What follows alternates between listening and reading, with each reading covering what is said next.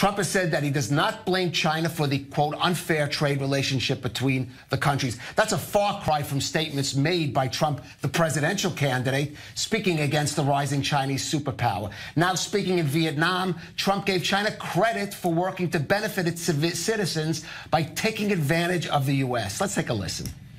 We lowered or ended tariffs, reduced trade barriers, and allowed foreign goods to flow freely into our country.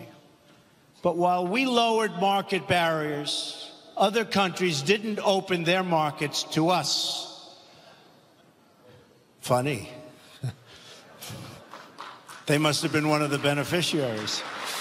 I do not blame China or any other country, of which there are many, for taking advantage of the United States on trade.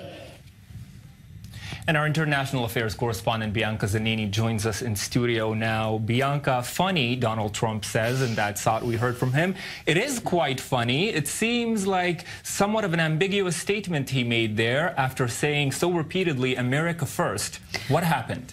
So what we saw here was really Trump, the businessman, and he's sending two different but not necessarily opposing messages. The first part was what we know, right? America first. Things are the same. He's saying, we won't take it anymore. Things got to change. I'm here to change it. And some of the tougher points in his speech were aimed at China. It was mostly little nudges.